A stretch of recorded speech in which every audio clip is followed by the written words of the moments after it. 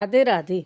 प्यारे दोस्तों, धार्मिक कथाएं चैनल में आपका हार्दिक स्वागत है। आज मैं अपनी वीडियो में बृहस्पतिवार व्रत कथा सुनाने जा रही हूँ। इस दिन केले का पूजन करना चाहिए। कथा और पूजन के समय मन, कर्म और वचन से शुद्ध होकर मनोकामना पूर्ति के लिए बृहस्पति देव से प्रार्थना करनी चाहिए। मेरी इच्छाओं को बृहस्पति देव अवश्य पूर्ण करेंगे, ऐसा मन में दृढ़ विश्वास रखना चाहिए। दिन में एक ही समय भोजन करना चाहिए। भोजन पीले चने की दाल आदि का करें। नमक ना खाएं। पीले वस्त्र पहनें। फलों का प्रयोग करें। पीले चंदन से पूजन करें। पूजन के बाद प्रेम पूर्वक गुरु महाराज की कथा सुननी चाहिए। इस व्रत को करने से मन की इच्छाएं पूर्ण होती है और बृहस्पति महाराज प्रसन्न होते हैं। धन, विद्या, पुत्र तथा मनोवांछित फल की प्राप्ति होती है। परिवार में सुख तथा शांति रहती है। इसलिए जय व्रत और कथा सर्वश्रेष्ठ और फलदायक है। प्यारे दोस्तों, यदि आपने मेरा चैनल धार्मिक कथाएं लाइक और सब्सक्राइब नहीं किया तो ज़रूर करें। बेल आइकन दबाना ना भूलें जो आने वाली सभी वीडियोज की जानकारी आपको सबसे पहले हो सके। वीडियो को पूरी सुने। सुनने के बाद कमेंट बॉक्स में जय बृहस्पति देव लिखना ना भूलें। बृहस्पतिवार की कथा। प्राचीन समय की बात है कि भारत में एक राजा राज्य करता था। वह बड़ा प्रतापी तथा दानी था। वह नित्य प्रति मंदिर में भगवत दर्शन करने जाता था। वह ब्राह्मण और गुरु की सेवा किया करता था। उसके द्वार में कोई भी जाचक निराश नहीं लौटता था। वह प्रत्येक गुरुवार को व्रत रखता एवं पूजन करता था।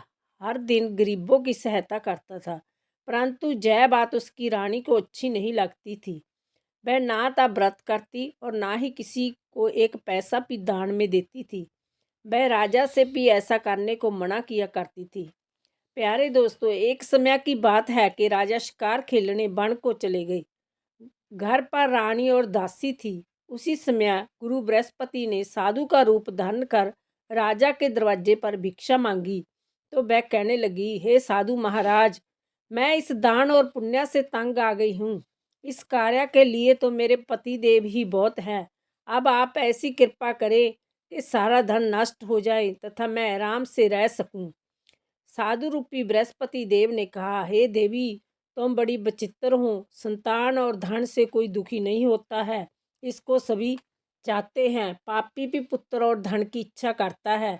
अगर तुम्हारे पास धन अधिक है तो भूखे मनुष्यों को भोजन कराओ, प्याऊ लगवाओ, ब्राह्मणों को दान दो, धर्मशालाएं बनाओ, कुआं, तालाब, बावड़ी, बाग बगीचे आदि का निर्माण कराओ तथा निर्धनों की कुंवारी कन्याओं का विवाह कराओ, साथ ही यज्ञ आदि करो। इस प्रकार के कर्मों से आपके कुल का और आपका नाम परलोक में सार्थक होगा। इस स्वर्ग की प्राप्ति होगी। परंतु रानी साधु की इन बातों से खुश नहीं हुई। उसने कहा, हे साधु महाराज, मुझे ऐसे धन की आवश्यकता नहीं जिसको मैं अन्य लोगों को दान दूं तथा जिसको रखने और संभालने में ही मेरा सारा समय नष्ट हो जाए। प्यारे दोस्तों, साधु ने कहा, हे देवी, यदि तुम्हारी ऐसी इच्छा है तो जैसा मैं तुम्हें बताता हूँ तुम वैसा ही करना। बृहस्पतिवार के दिन घर को गोबर से लीपना, अपने केसों को पीली मिट्टी से धोना, केसों को धोते समय स्नान करना, राजा से कहना वह हजामत करवाए, भोजन में मांस मंद्रा खाना, कपड़ा धोबी के जहाँ धुलने डालना। इस प्रकार 7 बृहस्पतिवार करने से तुम्हारा सब धन नष्ट हो जाएगा। जय कहकर साधु महाराज रूपी बृहस्पति देव अंतर ध्यान हो गई। रानी ने साधु के कहने के अनुसार 7 बृहस्पतिवार वैसा ही करने का विचार किया। साधु के बताए अनुसार करते हुए केवल 3 बृहस्पतिवार ही बीते थे कि उसकी समस्त धन संपत्ति नष्ट हो गई। भोजन के लिए दोनों समय परिवार तरसने लगा तथा संसारिक भोगों से दुखी हो रहने लगा। तब वह राजा रानी से कहने लगा कि हे रानी, तुम जहाँ पर रहो, मैं दूसरे देश को जाता हूँ, क्योंकि जहाँ पर मुझे सभी मनुष्य जानते हैं, इसलिए मैं जहाँ कोई कार्य नहीं कर सकता। देश चोरी परदेश भीख बराबर है। ऐसा कहकर राजा परदेश चला गया। वहाँ जंगल से लकड़ी काट कर लाता और शहर में बेचता। इस तरह जीवन व्यतीत करने लगा। इधर राजा के बिना रानी और दासियां दुखी रहने लगी। किसी दिन भोजन मिलता और किसी दिन जल पीकर ही रह जाती। एक समय रानी और दासियों को 7 दिन बिना भोजन के व्यतीत हो गए। तो रानी ने अपनी दासी से कहा, हे दासी, जहाँ पास ही के नगर में मेरी बहन रहती है, वह बड़ी धनवान है।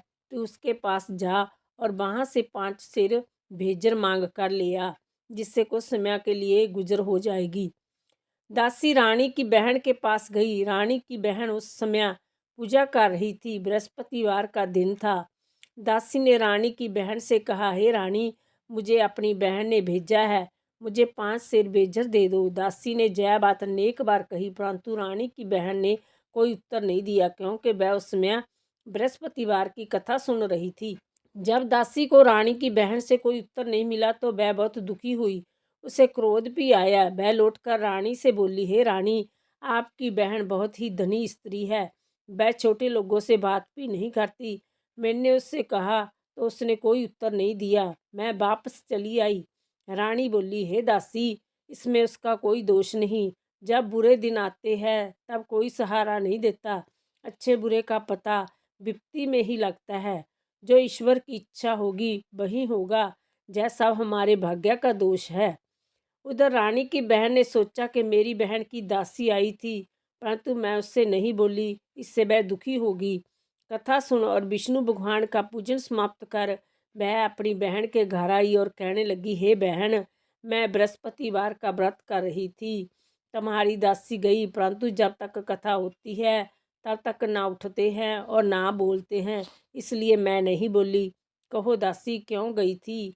रानी बोली, बहन, हमारे घर अनाज नहीं था। वैसे तुमसे कोई बात छिपी नहीं है, इस कारण मैंने दासी को तुम्हारे 5 सेर भेजर लेने के लिए भेजा था। रानी की बहन बोली, बहन देखो, बृहस्पतिवार भगवान सबकी मनोकामना पूर्ण करते हैं। देखो, शायद तुम्हारे घर में अनाज रखा हो। यह दे सुनकर दासी घर के अंदर गई तो वहाँ उसे एक बड़ा भेजर का भरा मिल गया। उसे बड़ी हैरानी हुई, क्योंकि उसने एक एक बर्तन देख लिया था। उसने बाहर आकर रानी को बताया। दासी अपनी रानी से कहने लगी, हे रानी, देखो, वैसे हमको जब तक अन्न नहीं मिलता तो हम रोज ही व्रत करते हैं। अगर उनसे व्रत की विधि और कथा पूछ ली जाए, उसे हम भी करेंगे। दासी के कहने पर रानी ने अपनी बहन से बृहस्पतिवार व्रत के बारे में पूछा। उसकी बहन ने बताया, बृहस्पतिवार के व्रत में चने की दाल और मुनक्का से विष्णु भगवान का केले की जड़ से पूजन करे तथा दीप जलावे, पीला भोजन करे तथा कथा सुने। इस प्रकार करने से गुरु भगवान प्रसन्न होते हैं, अन्न पुत्र धन देते हैं, मनोकामना पूर्ण करते हैं। व्रत और पूजन की विधि बताकर रानी की बहन अपने घर लौट गई। रानी और दासी दोनों ने निश्चय किया कि बृहस्पति देव भगवान का पूजन जरूर करेंगे। 7 रोज बाद जब बृहस्पतिवार आया तो उन्होंने व्रत रखा। गुड़साल में जाकर चना और गुड़ बीन आई तथा उसकी दाल से केले की जड़ तथा विष्णु भगवान का पूजन किया। अब भोजन पीला कहाँ से आए? दोनों बड़ी दुखी हुई, परंतु उन्होंने व्रत किया था, इस कारण बृहस्पति देव भगवान प्रसन्न थे। एक साधारण व्यक्ति के रूप में वह 2 थालों में सुंदर पीला भोजन लेकर आए और दासी को देकर बोले, हे दासी, जय भोजन तुम्हारे और रानी के लिए है, तुम दोनों करना। दासी भोजन पाकर बड़ी प्रसन्न हुई और रानी से बोली, रानी जी, भोजन कर लो। रानी को भोजन आने के बारे में कुछ पता नहीं था, इसलिए वह दासी से बोली, जा तू ही भोजन कर, क्योंकि तू हमारी व्यर्थ में हंसी उड़ाती है। दासी बोली, एक व्यक्ति भोजन दे गया है। रानी कहने लगी, वह भोजन तेरे ही लिए दे गया है, तू ही भोजन कर। दासी ने कहा, वह व्यक्ति हम दोनों के लिए 2 थाली में भोजन दे गया है, इसलिए मैं और आप दोनों ही साथ साथ भोजन करेंगी। दोनों ने गुरु भगवान को नमस्कार कर भोजन आरंभ किया। उसके बाद से वह प्रत्येक बृहस्पतिवार को गुरु भगवान का व्रत और पूजन करने लगी। बृहस्पतिवार भगवान की कृपा से उनके पास धन हो गया, परंतु रानी फिर पहले की तरह आलस्य करने लगी। तब दासी बोली, देखो रानी, तुम पहले भी इस प्रकार आलस्य करती थी।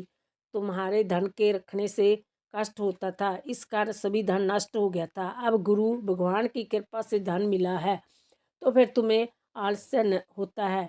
बड़ी मुसीबतों के बाद हमने जय धन पाया है, इसलिए हमें दान पुण्य करना चाहिए तथा भूखे मनुष्यों को भोजन कराओ, प्याऊ लगवाओ, ब्राह्मणों को दान दो, कुआं, तालाब, बावड़ी आदि का निर्माण कराओ, मंदिर पाठशाला बनवा कर दान दो, कुंवारी कन्याओं का विवाह कराओ, धन को शुभ कार्य में खर्च करो, जिससे तुम्हारे कुल का यश बढ़े तथा स्वर्ग प्राप्त हो, फिर प्रसन्न हो। दासी की बात मानकर रानी ने इसी प्रकार के कर्म करने आरंभ किए। उसका काफ़ी यश फैलने लगा। एक दिन रानी और दासी आपस में विचार करने लगी कि ना जाने राजा किस दशा में होंगे, उनके कोई खोज खबर नहीं है। गुरु भगवान से उन्होंने प्रार्थना की और भगवान ने रात्रि में राजा को सपन में कहा, हे राजा उठ, तेरी रानी तुझको जार करती है, अब अपने देश को लौट जा। राजा प्रंतःकाल उठा। वह विचार करने लगा कि स्त्री जाति खाने और पहनने की ही साथी होती है, पर भगवान की आज्ञा मानकर वह अपने नगर को चलने के लिए तैयार हुआ। जब राजा प्रदेश गया तो प्रदेश में बहुत दुखी रहने लगा। प्रतिदिन जंगल से लकड़ी बीन कर लाता और उसे शहर में बेचकर अपने दुखी जीवन को बड़ी कठिनता से व्यतीत करता था। एक दिन राजा दुखी हो अपनी पुरानी बातों को जार करके रोने लगा। उस जंगल में बृहस्पति देव एक साधु का रूप धारण कर आए और राजा के पास आकर बोले, हे लकड़हारे, तुम इस सुनसान जंगल में किस चिंता में बैठे हो, मुझे बतलाओ। जय सुनकर राजा के नेत्रों में जल भर आया और साधु की वंदना कर बोले, हे प्रभु, आप सब कुछ जानने वाले हैं। इतना कहकर राजा ने साधु को अपनी संपूर्ण कहानी सुना दी। महात्मा दयालु होते हैं। वह राजा से बोले, हे राजा, तुम्हारी पत्नी ने बृहस्पतिवार के प्रति अपराध किया था, जिसके कारण तुम्हारी यह दशा हुई। अब तुम किसी प्रकार की चिंता मत करो, भगवान तुम्हें पहले से अधिक धन देंगे। देखो, तुम्हारी पत्नी ने बृहस्पतिवार का व्रत आरंभ कर दिया है।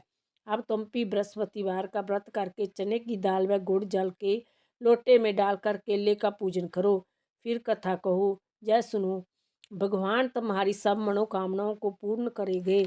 साधु को प्रसन्न देखकर राजा बोला, हे प्रभु, लकड़ी बेचकर इतना पैसा भी नहीं बचता जिससे भोजन करने के उपरांत कुछ बचा सकूं। मैंने रात्रि में अपनी रानी को व्याकुल देखा। मेरे पास कोई साधन नहीं जिससे मैं उसका समाचार जान सकूं। फिर मैं बृहस्पति देव की कथा कहानी कहूँ, जय भी मुझको कुछ मालूम नहीं है। साधु ने कहा, हे राजा, तुम किसी बात की चिंता मत करो। बृहस्पतिवार के दिन तुम रोजाना की तरह लकड़ियाँ लेकर शहर में जाओ, तुम्हें रोज से दुगना धन प्राप्त होगा, जिससे तुम बड़ी भांति भोजन कर लोगे तथा बृहस्पति देव की पूजा का सामान भी आ जाएगा। बोलो बृहस्पति देव की जय।